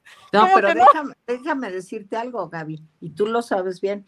Hay documentales, películas, digo, lo que quieras, programas de alienígenas ancestrales sobre los nazis en la luna, los nazis y sus avances en la carrera espacial, los nazis y el viaje a otras dimensiones, bueno, o sea, cualquier cantidad. Y aparte hay una serie, acuérdense de esa serie, El hombre en el castillo, que se trata justo de eso, de que los nazis son capaces de viajar a mundos paralelos, a viajar en el tiempo, y pues hay gente que cree que de veras eso pasó, ¿no?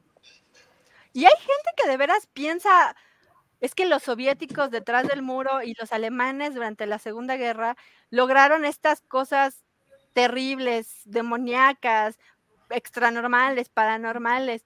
Y uno dice, pues no, o sea, realmente le están echando mucha crema a los tacos, porque la verdad es que nos fascina tanto la Segunda Guerra Mundial que le hemos dado cualidades, pues, extraordinarias y que realmente no tenía. Pero me gustan mucho esas historias de, yo creo que los nazis sí hicieron un perro de 3 cabezas y se comía a la gente. Me encantan, o sea, me parecen increíbles. Y Overwatch literalmente es eso, pero imaginado como a la 10ª potencia. Y alguien dijo, pon nazis, pero también pon zombies, pero también pon monstruos y también pon cabezas que hablen solas. Es la mejor. A ver, Jaime. Sí, a ver, rápidamente, sí, los nazis se han ligado con la magia negra, los alienígenas, viajes a otras dimensiones. Y para muchas series, los nazis fueron un punto de partida, como el Capitán América o Hellboy. Tú te acordarás que son elementos fundamentales. En Indiana Jones, como ya dije antes de que llegaras, también es un elemento fundamental. Entonces, lo cierto es que los nazis, cuando pierden la guerra, los soviéticos y los americanos se reparten a los científicos, ¿sí? Y hay elementos para creer que los nazis estaban tratando de desarrollar la bomba atómica y por lo menos algunos científicos nazis decidieron retrasarlo por los efectos que había. Es una cosa que todavía está en discusión, si realmente los americanos ganaron esa parte o los científicos alemanes pues frenaron eso. Eso todavía está en discusión. Lo cierto es que imagínense los B-2, estos misiles que lanzaron sobre Londres, cargados con bombas atómicas, pues hubieran acabado con la Unión Soviética y con el Reino Unido, o sea, los hubieran exterminado y hubieran dado una imagen. Después vienen cosas históricas. ¿Por qué los Estados Unidos decidieron aventar 2 bombas atómicas contra un Japón que ya estaba agotado y que realmente faltaban semanas para que se rindieran? ¿Y por qué no lanzarlos contra la Alemania nazi? Y aquí vienen pues discusiones sobre el racismo, porque finalmente los alemanes son blancos, etcétera, y los otros pues son amarillos. En fin, vienen discusiones muy grandes sobre por qué se decidió eso.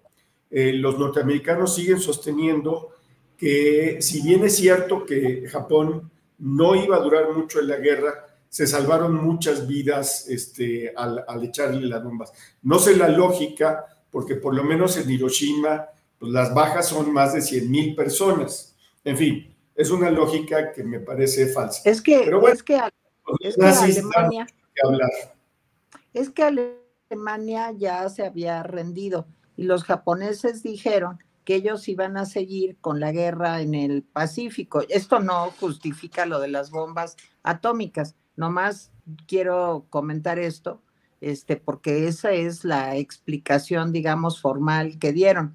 Ahora, con relación a lo que decía Gaby, antes de que me cortara el internet todo, que decía que los buenos, ¿perdón? Te cortaron la luz los nazis. Sí, me cortaron los aliens nazis, bueno, pero sí les quiero decir que pues Gaby, es que la indiferencia del mundo era total, no solamente de los alemanes, es que en Estados Unidos pues, Winston Churchill les hablaba y les decía, oigan, esto se está poniendo muy feo, oigan, esto va a acabar muy mal. Y Estados Unidos no quería entrar a la Segunda Guerra Mundial. Incluso, en fin, hay muchas especulaciones también sobre si no hubiera sucedido el ataque de Pearl Harbor, si Estados Unidos hubiera finalmente decidido mejor no entrar en la Segunda Guerra Mundial. Pero como había ya un ataque directo a sus bases, a sus buques, a cargueros, en fin, portaaviones, por eso entran, pero si no, no les importaba. Bueno, los nazis siempre tenían... vemos...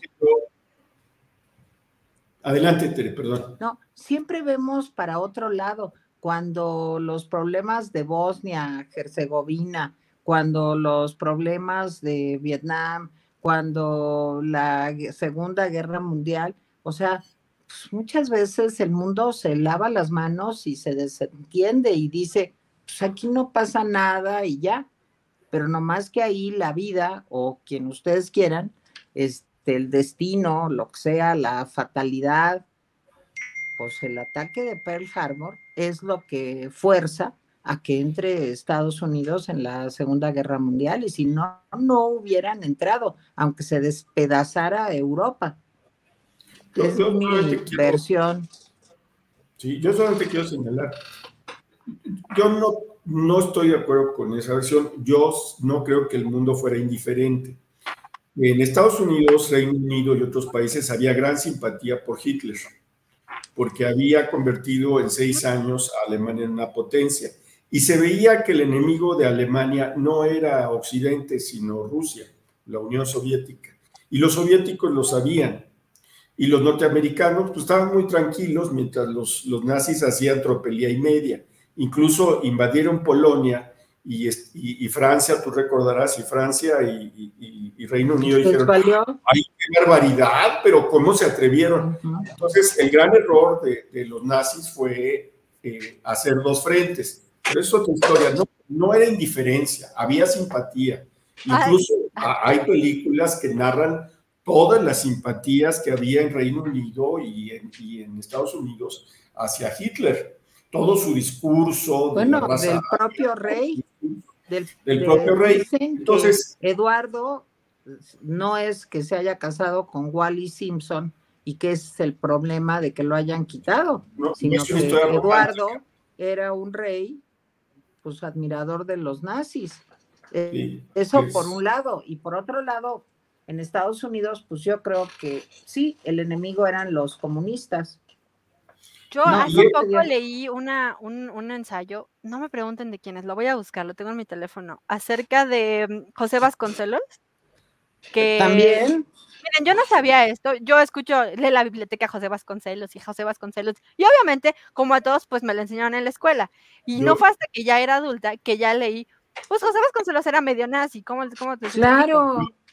Yo lo dije en mi intervención inicial. Sí, pero yo sé, y a mí me sacó de onda. Yo cuando lo leí dije, a ver, ¿neta? Y lo leí y dije, no, pues sí, neta. No es una teoría, sí es neta. Pero lo que me sorprendió es que me recordó a un documental que también está en Netflix, que es acerca de los nazis en México, que decía que antes de que México entrara a la guerra, porque sí, México entró a la guerra, México estuvo activo en la guerra, hasta con un escuadrón aéreo en Europa. El escuadrón 201. Ajá, que le llamaban las águilas aztecas, creo.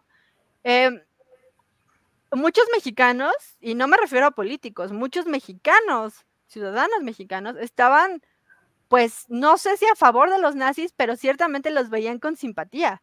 Y a mí me sorprendió eso porque dije, a ver, ¿cómo vas a tener a los nazis que son racistas, que son intolerantes, que no les gusta a la gente que no es blanca, y obviamente, pues la mayoría de los mexicanos no son blancos, y tienes a los mexicanos, y a los mexicanos morenos, diciendo, pues yo soy simpatizante de los nazis? La respuesta realmente es muy sencilla, no era acerca de los nazis, era porque estaba en contra de los gringos. Claro. O sea, era porque a mí me caen tan mal los gringos que voy a estar del lado de quien sea siempre y cuando no sean los gringos. Por cierto, creo que exactamente ese espíritu está perpetuado hasta hoy de una forma muy estúpida. Sí, o sea, todavía tenemos ese espíritu de odio a los yanquis, ok, sí, o sea, pero bueno, checa lo que está alrededor. Pero no saben ni por qué. Pero a mí me sorprendió mucho que tantos mexicanos estuvieran a favor, o sea, no es que estuvieran, no me importa, negligentes o indiferentes, sabían lo que estaba pasando y estaban del lado de los nazis. Y eso era como, wow, pero ¿cómo es posible eso? Me recuerdo que alguna vez lo hablé con mi abuela, que sí estaba viva durante pues la Segunda Guerra, y ella decía, pues es que además de que nos llegaban pocas noticias, o sea, en aquel entonces nos llegaban pocas noticias, pues mucha gente estaba, pues sí está, pero mira, se están defendiendo de los gringos. No es que sean asesinos, es que se están defendiendo de los gringos. Digo, no sé qué tan cierto sea eso, obviamente no lo viví, pero me sorprendió. Sí tengo que decir que me sorprendió. Yo quiero agregar nada más ahí rápidamente antes de que nos vayamos. Porfirio Díaz era pues un fuerte partidario de acercarse a Europa y alejarse de Estados Unidos. Él lo veía como una amenaza. Incluso decía, le atribuyen a él la frase, pobre México, tan cerca de Estados Unidos y tan lejos de Dios.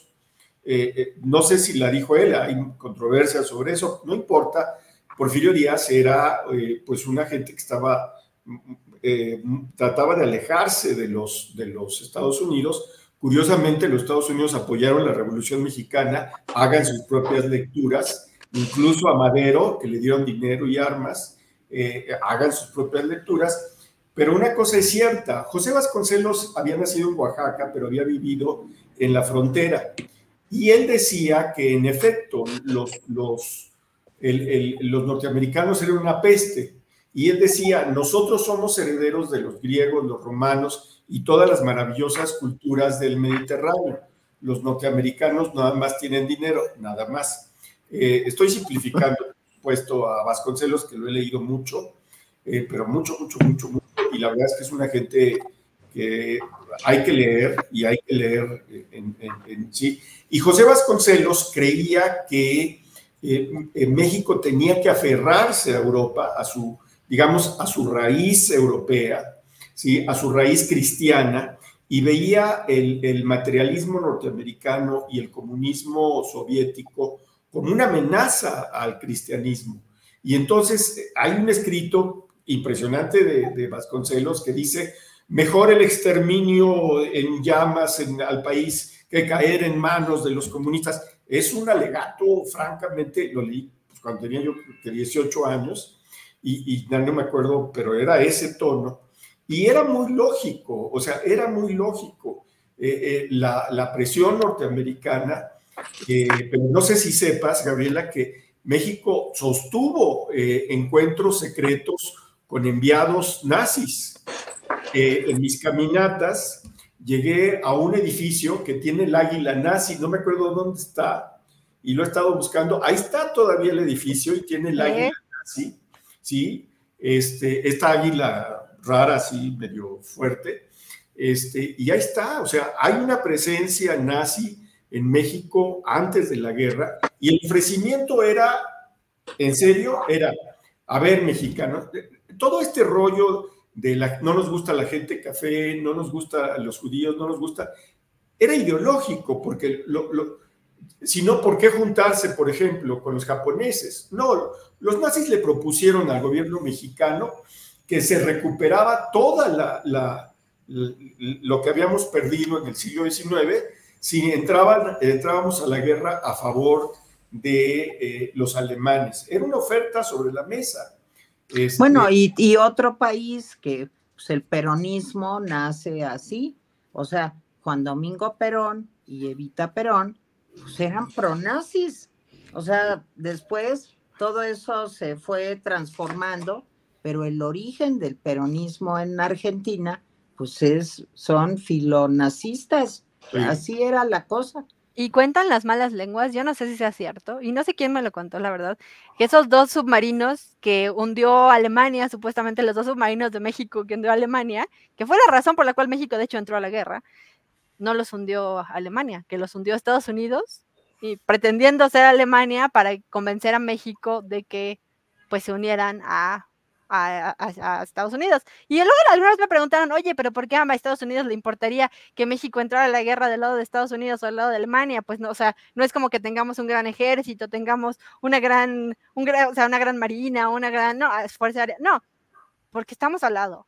Claro. Es básicamente porque tenemos la frontera de tierra más larga de todo el mundo. Sí, claro. O sea, ¿cómo vas a dejar que tu frontera más grande y que esté llena de gente que te odie y diga, ándale, échenle nazis, pásenle, aquí les damos unos tacos, ya vayan a Estados Unidos? lo real es que México no podía desafiar así a los norteamericanos. No necesitaba que le hundieran ni una chalupa de Xochimilco. Pero sí afortunadamente le hundieron hasta 2 chalupas de Xochimilco. Pues mire, yo, perdón, tengo una visión del lado venezolano de mi familia. Yo no sé, no me atrevo a decir que en Venezuela en aquellos años de la guerra no eran pronazis, pero yo creo que no, yo creo que no lo eran, porque pues yo crecí ya cuando me fui allá a los 8 años, claro, ya había terminado, desde luego eran años 58 o 59, pues sí había un sentimiento anti-nazi claro, tremendo. Y les voy a decir una cosa, en Venezuela es mucho menor, o era mucho menor en aquellos años, esa distinción entre judíos y no judíos. Era sí, mucho menor. No es que México fuera pronazi, no, es que era anti-yanqui. Era anti-yanqui, pero no necesariamente, no, algunos intelectuales y políticos eran pronazis, pero no México. El caso de Argentina es diferente porque ellos tienen una composición étnica distinta, o sea, de Alemania y de Italia. Entonces era un poco, pues una identidad que podía venderse. En México mestizo no, pero en México lo que se trató de vender ya es hora de sacudirse el yugo yanqui. O sea, esa era un poco la idea. No cuajó. Afortunadamente. Y nunca ha cuajado. Pero en Brasil, por ejemplo, muchos, y sí es cierto, esto sí no es, a ver, esto no es teoría de conspiración, muchos nazis huyeron a Brasil. Claro. Muchos nazis huyeron a Brasil. ¿Por qué? Porque en Brasil tienen un problema que nosotros también tenemos, aunque yo creo que ellos lo tienen peor que nosotros, que es, tienen gente muy blanca, como Giselle Bündchen, por ejemplo, o sea, que es alta, güera, que la podías poner en cualquier país de Europa y pasa, o sea, es cualquier güerilla, pero también tienen una población afrodescendiente, y tienen una población indígena, y tienen dentro de eso todos los colores bajo el arco iris de piel, y tienen un gran problema con el racismo, y tienen un gran problema con lo que nosotros llamamos del whitexicanismo, que ellos deben tener alguna cosa así, de que los brasileños blancos, pues les va mejor que los brasileños que no son blancos. Entonces muchos nazis se fueron para allá porque encontraron que había políticos que estaban pues simpatizando con ellos. Pero más allá de eso, les voy a recomendar una cosa, lean la definición de germanófilo, así se llama, ese es el título, definición de germanófilo. Es un artículo que escribió Jorge Luis Borges en 1940, en donde habla de los nazis, de Hitler, y de lo que quiere decir ser anglófilo, anglófobo y germanófilo. Es muy corto, muy corto, lo leen en menos de 5 minutos, pero les va a gustar. Bueno, oigan, pues vámonos, de veras, pues Gaby Guerrero, ¿a dónde te escribimos? Me escriben a gaby.guerrero.rapidin@gmail.com, gaby.guerrero.rapidin@gmail.com. Mándenme temas, por el amor de Dios. Y que nos hagan sugerencias de temas, ¿no? Sí. Bueno, Jaime Guerrero, ¿dónde te leemos y te oímos y te escuchamos? Bueno, me pueden ver en el Rapidín 3 veces al día, excepto los viernes, que nada más estoy 2, y me pueden leer en El Economista. Todos los viernes. Todos los viernes, sí, todos los viernes. De este viernes pasado, ¿de qué va tu artículo? De ayer, el artículo es ¿a quién le conviene el silencio de la prensa? Es un artículo, luego lo pusieron en El Economista, gracias al Economista. Está basado sobre pues, los ataques a la prensa desde el poder y desde el crimen organizado. Yo tomé como referencia la entrevista que hicimos. Perdón, pero me tengo que ir corriendo al INE. Adiós. A Leopoldo Maldonado de Artículo 19. Muy bien. Vea, hoy en la noche, quieren leerlo, ahí está. No, hoy en la noche. No sabemos qué. No. Hoy en la noche no. Sábado, tu artículo de ayer, Teresa. Mi artículo de ayer se llama La Bella Indiferencia y habla pues, de por qué estamos tan aletargados los mexicanos que no nos oponemos a muchas cosas que están pasando y que no son buenas para la democracia en nuestro país. A Nicolás lo pueden oír en la pinche complejidad de Spotify del Heraldo de México, lo pueden leer los miércoles en el Heraldo de México y los viernes lo pueden ver en el noticiero de la noche de Carlos Loret de Mola en Latinos. Y ya nos vamos, que tengan un gran fin de semana, pásensela muy bien. Jaime, bye. Adiós, Jaime. Bye, cuídense. Bye.